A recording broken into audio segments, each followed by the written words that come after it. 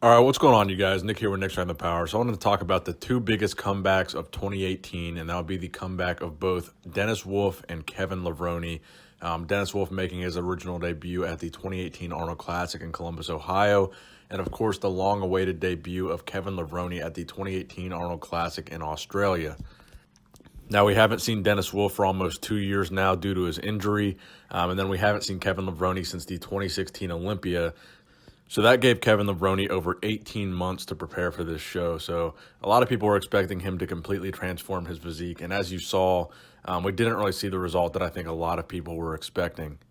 So the premise of this video is going to be who had the better comeback of 2018, Kevin Levrone or Dennis Wolf, because there are positives and negatives of both of these guys' comebacks. So we're going to start with Kevin Levrone here because I think his comeback was the bigger story coming out of the Arnold Australia weekend. So Kevin Levrone, I think what a lot of people were expecting was that he was going to be able to train his legs and that his legs were going to respond. Based on what he told us after the 2016 Olympia, he said an injury was preventing him from training legs. Now that he was over that injury, he would be able to train legs again and they would look good for his next show. So that's what we were all expecting to see. And of course, that was not the case. It seems that his legs are just not going to respond. Again, he's 53 years old. And I think at this point, it just is what it is. Now we're going to start with the positives of his comeback. So number one, I would say would be his upper body. So his upper body is certainly pretty comparable, aside from the back, pretty comparable to how he looked back in the day when he was in his prime. So I think he's been able to bring a tremendous amount of size to the stage, which is one, major upside to his comeback. Because when you compare that with Dennis Wolf, that was the problem that Dennis Wolf ran into, was not being able to bring in a lot of size with his comeback. So that's a plus for Kevin Levrone and kind of a downside for Dennis Wolf. So another plus for Kevin Levrone would be overcoming his age. Again, he's 53 years old, and for a 53-year-old man, we can all say he looked pretty phenomenal on that stage. Now, unfortunately, those are pretty much the only two positives that I can give him for this 2018 Arnold Classic Australia, because the negatives, I think there's, far more than there are positives, unfortunately.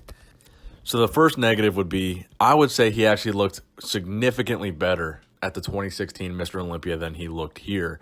And a lot of people were expecting that with those 18 months that he had to prepare between that Olympia and now, he was going to look much, much better at this show than he looked at the Olympia.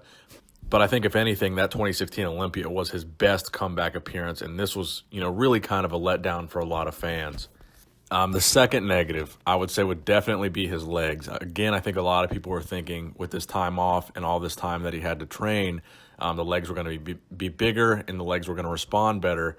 And while the legs were a little bit bigger than the Olympia, and I'm going to get to this point next, the reason they were bigger was really because the conditioning was off and that Kevin Levrone tried to come in bigger and play the size game. So that brings me to the next negative point here. Unfortunately, Kevin Levrone did try to play the size game. And he came in with his conditioning way off the mark. His conditioning at the Olympia was far superior to the conditioning that he brought at the Arnold Classic Australia. And finally, Kevin Levrone's placing would be 13 out of 14 competitors. So that would be the final result of his comeback. So that brings us to Dennis Wolf. So a lot of people actually seemed kind of disappointed with Dennis Wolf's comeback. Now, I'm going to be honest with you guys. I think Dennis Wolf looked phenomenal. Now, obviously, Dennis Wolf wasn't able to bring back the size that he had when he was in his prime. He's obviously not as big. He's obviously not as full. He's obviously not as round. But Dennis Wolf brought it. Dennis Wolf brought conditioning. That was arguably one of the best conditioned bodybuilders on stage. So he knew he wasn't going to come in with that size. So what he did was he came in with that FU conditioning. He said, I'm going to bring a conditioning that's so gnarly to the stage that you just can't ignore me. I know I'm not as big as I was. I know I'm not as good as I was, but my conditioning is going to be on point. And as a result, Dennis Wolf placed 3 placings higher than Kevin Levrone, placing 10th at the Arnold Classic Australia and beating 4 guys in that lineup, which is a significant move up from how he did at the Arnold, Ohio. So I don't know if it was the lighting in the Arnold Australia or what, but I think Dennis Wolf looked significantly better at the Arnold Australia than he looked in the Arnold, Ohio. So the plus sides of his physique, I would say, definitely the conditioning. You just can't ignore how well conditioned he was. I mean, this guy was shredded to the bone. You can't ignore that at all. I would say his lower body, another plus side. I think his lower body is very similar to how it looked when he was in his prime. His upper body is a lot more noticeable in terms of the downsized aspect of his physique, but I think his lower body is still hanging in there pretty well. And another plus would be his posing. I think his posing routine was very, very good. Now, the negatives. Unfortunately, there were a couple negatives for me. Number one would be his midsection. His midsection looked a little bit suspect at times during the Arnold Australia. And number two would be obviously his arms. Now, his arms have never been a strong point for him, and this show was no exception to that, general rule. So overall, I have Dennis Wolf as the more successful comeback when it comes down to Kevin Levrone versus Dennis Wolf, because Dennis Wolf brought the conditioning, and as a result of that, he placed 3 places higher than Kevin Levrone, and in my opinion, looks significantly better than Kevin Levrone. Now, I think had Kevin Levrone done what Dennis Wolf did and didn't try to come in so big and had that crazy, FU conditioning, we might be talking about a completely different story.